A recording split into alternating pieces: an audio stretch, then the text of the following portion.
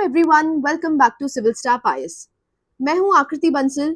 आज हम डिस्कस करेंगे यूनियन बजट 2026-27 और इंडिया के मैन्युफैक्चरिंग सेक्टर के बारे में। गवर्नमेंट का विजन बहुत क्लियर है, मेक इन इंडिया से लीड फ्रॉम इंडिया। मतलब सिर्फ दुनिया के लिए मैन्युफैक्चरिंग हब बनना नहीं, बल्कि ग्लोबल लीडरशिप अचीव करना। इंडिया ने 2047 तक $35 ट्रिलियन इकोनॉमी बनने का टारगेट रखा है और उसमें मैन्युफैक्चरिंग सेक्टर का रोल बहुत इंपॉर्टेंट होने वाला है। सबसे पहले समझते हैं कि मैन्युफैक्चरिंग इंडिया के लिए इतनी इंपॉर्टेंट क्यों है। Manufacturing large scale jobs create करती है। अगर फैक्ट्रीज और इंडस्ट्रीज बढ़ेंगी तो मिलियंस ऑफ यूथ को एम्प्लॉयमेंट मिलेगा।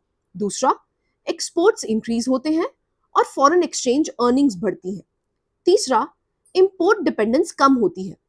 अगर इंडिया खुद सेमीकंडक्टर, इलेक्ट्रॉनिक्स और मशीनरी बनाएगा तो चाइना या दूसरे कंट्रीज पर डिपेंडेंसी कम होगी।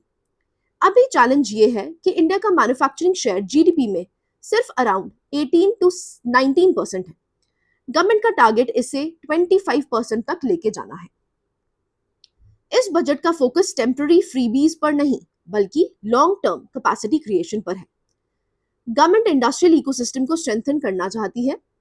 सप्लाई चेन्स को रेजिलिएंट बनाना और ग्रीन मैन्युफैक्चरिंग को प्रमोट करना भी मेजर प्रायोरिटी है। एक बहुत इंपॉर्टेंट पॉइंट है कैपिटल एक्सपेंडिचर। गवर्नमेंट ने कैपेक्स को बढ़ाकर 12.2 लाख करोड़ रुपीस कर दिया है। मतलब रोड्स, रेलवेज, पोर्ट्स, लॉजिस्टिक्स और इंफ्रास्ट्रक्चर में मैसिव इन्वेस्टमेंट किया जाएगा। ये डायरेक्टली मैन्युफैक्चरिंग ग्रोथ को सपोर्ट करेगा। गवर्नमेंट ने कुछ स्ट्रैटेजिक सेक्टर्स पर स्पेशल फोकस दिया है। सबसे पहले बायोफार्मा शक्ति इनिशिएटिव। इसके अंडर बायोलॉजिक्स और बायोसिमिलर्स इकोसिस्टम डेवलप किया जाएगा। फिर आता है इंडिया सेमीकंडक्टर मिशन 2.0।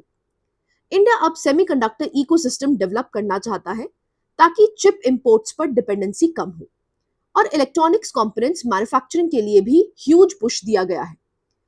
इससे इंडिया ग्लोबल सप्लाई चेन्स का इंपॉर्टेंट पार्ट बन सकता है। एमएसएमईज को इंडियन इकोनॉमी की बैकबोन कहा जाता है। बजट में एमएसएमईज के लिए ग्रोथ फंड और स्पेशल फाइनेंशियल सपोर्ट अनाउंस किया गया है। गवर्नमेंट ने ट्रेड्स रिफॉर्म भी किए हैं। इसका सिंपल मीनिंग है एमएसएमई को पेमेंट्स जल्दी मिलेंगी और कैश फ्लो इंप्रूव होगा। एक्सपेक्टेड बेनिफिट्स क्या होंगे?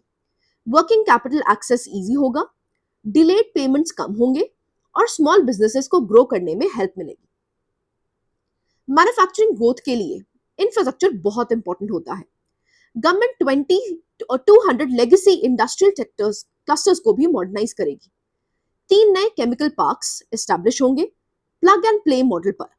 मतलब इंडस्ट्रीज को रेडी इंफ्रास्ट्रक्चर मिलेगा और सेटअप टाइम कम होगा। साथ ही कंटेनर मैन्युफैक्चरिंग इकोसिस्टम भी डेवलप किया जाएगा। इन सब का रिजल्ट होगा लोअर प्रोडक्शन कॉस्ट और बेटर ग्लोबल कॉम्पिटिटिवनेस। बजट में टैक्स और पॉलिसी रिफॉर्म्स भी लाए गए हैं। नॉन रेजिडेंट्स जो टूलिंग और कैपिटल गुड्स सप्लाई करते हैं उनके लिए टैक्स एग्जेम्पशन दी गई है। क्रिटिकल इंपोर्ट्स पर कस्टम ड्यूटी रिलीफ दिया गया है। डेटा सेंटर्स को भी स्पेशल इंसेंटिव्स दिए गए हैं टिल 2047। अल्टीमेट गोल सिंपल है, मैन्युफैक्चरिंग कॉस्ट को रिड्यूस करना और इंडिया को ग्लोबली कॉम्पिटिटिव बनाना। इंडिया के लॉजिस्टिक्स सेक्टर मैन्युफैक्चरिंग कॉम्पिटिटिवनेस को डायरेक्टली इफेक्ट करता है। बजट में डेडिकेटेड फ्रीट कॉरिडोर्स पर फोकस किया गया है। इससे गुड्स मूवमेंट फास्टर और चीपर होगा।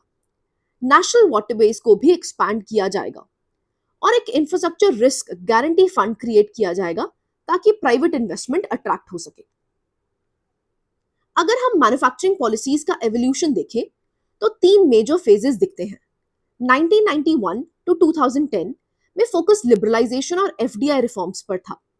2011 to 2019 फेज में मेक इन इंडिया और स्टार्टअप इंडिया जैसे इनिशिएटिव्स आए।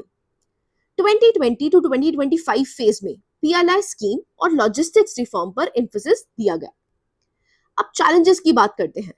वियतनाम और मलेशिया के मैन्युफैक्चरिंग शेयर इंडिया से ज्यादा है। इंडिया अभी अराउंड 18% के आसपास ही स्टक है। इसका मतलब है कि इंडिया की इंडस्ट्रियल डेप्थ अभी लिमिटेड है और high value manufacturing enough scale पर नहीं पहुंची। इसी वजह से कहा जाता है कि India globally punching below its weight है। इंडिया में लॉजिस्टिक्स कॉस्ट अभी भी काफी हाई है। ट्रांसपोर्टेशन, वेयरहाउसिंग और पोर्ट डिलेज मैन्युफैक्चरिंग को एक्सपेंसिव बना देते हैं। रिजल्ट क्या होता है? इंडियन प्रोडक्ट्स ग्लोबल मार्केट में कंपैरेटिवली कॉस्टली हो जाते हैं। इसीलिए गवर्नमेंट फ्रीट कॉरिडोर्स और लॉजिस्टिक्स रिफॉर्म पर अग्रेसिवली काम कर रही है। एक और मेजर चैलेंज है लो R&D एक्सपेंडिचर। यूएसए और चाइना रिसर्च और इनोवेशन पर बहुत ज्यादा स्पेंड करते हैं। इंडिया का स्पेंडिंग लेवल अभी भी काफी लो है। अगर इंडिया को एडवांस मैन्युफैक्चरिंग पावर बनना है तो इनोवेशन इकोसिस्टम को स्ट्रेंथन करना होगा। सेमीकंडक्टर्स, एआई, रोबोटिक्स और डीप टेक सेक्टर्स में इन्वेस्टमेंट बहुत जरूरी है। एमएसएमईज को सबसे बड़ा प्रॉब्लम फाइनेंस एक्सेस का होता है। फॉर्मल क्रेडिट डिमांड का बहुत बड़ा हिस्सा अभी भी अनमेट है। इस वजह से स्मॉल बिजनेसेस इनफॉर्मल लेंडिंग पर डिपेंडेंट हो जाते हैं। डिलेड पेमेंट्स उनकी डेली ऑपरेशंस को इफेक्ट करते हैं और मॉडर्नाइजेशन स्लो हो जाता है। मैन्युफैक्चरिंग ग्रोथ के लिए स्किल्ड वर्कफोर्स भी इक्वली इंपॉर्टेंट है। साउथ कोरिया और जापान में फॉर्मल स्किल ट्रेनिंग लेवल्स बहुत हाई हैं। इंडिया में ये परसेंटेज अभी भी बहुत लो है। इंडस्ट्री अकेडमिया मिसमैच और एडवांस मैन्युफैक्चरिंग स्किल्स की शॉर्टेज मेजर इशू है। Future demand robotics, AI, green engineering और इंडस्ट्री 4.0 स्किल्स की होने वाली है। तो सॉल्यूशंस क्या हो सकते हैं? सबसे पहले localization of supply chains. India को इंपोर्ट्स रिड्यूस करके डोमेस्टिक मैन्युफैक्चरिंग को स्ट्रेंथन करना होगा। दूसरा, स्मार्ट मैन्युफैक्चरिंग और इंडस्ट्री 4.0 टेक्नोलॉजीज अडॉप्ट करनी होंगी। तीसरा, एमएसएमईज को इजी क्रेडिट होगा। और फाइनली, स्किल्स रिफॉर्म और अप्रेंटिसशिप प्रोग्राम्स को अग्रेसिवली प्रमोट करना होगा। फ्यूचर मैन्युफैक्चरिंग सिर्फ प्रॉफिटेबल नहीं, सस्टेनेबल भी होना चाहिए। ग्लोबल मार्केट्स अब लो कार्बन प्रोडक्ट्स प्रेफर कर रहे हैं। India green hydrogen, rooftop solar और रिसाइकलिंग इकोसिस्टम पर फोकस कर रहा है। गोल ये है कि इंडिया एक सस्टेनेबल मैन्युफैक्चरिंग हब बने और China+1 स्ट्रैटेजी का मेजर बेनिफिशियरी बन सके। गवर्नमेंट रेगुलेटरी रिफॉर्म्स भी ला रही है ताकि ease of doing business improve हो। Single window clearance system approvals को फास्टर बनाया जाए। डीम्ड अप्रूवल्स और डीक्रिमिनलाइजेशन रिफॉर्म्स एंटरप्रेन्योर्स का फियर रिड्यूस करें।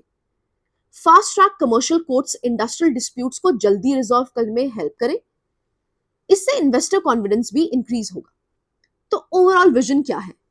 एक ग्लोबली कॉम्पिटिटिव, रेजिलियंट, इनोवेटिव और सस्टेनेबल मैन्युफैक्चरिंग इंडिया बाय 2047। लेकिन इसके लिए centre state coordination, private sector participation, strong R&D और स्किल्ड वर्कफोर्स बहुत इंपॉर्टेंट होंगे। तो दोस्तों, ये था यूनियन बजट 2026-27 और इंडिया के मैन्युफैक्चरिंग सेक्टर का कंप्लीट एनालिसिस। अगर आपको वीडियो यूजफुल लगी हो तो लाइक, शेयर और सब्सक्राइब जरूर करिएगा। मैं हूं आकृति बंसल।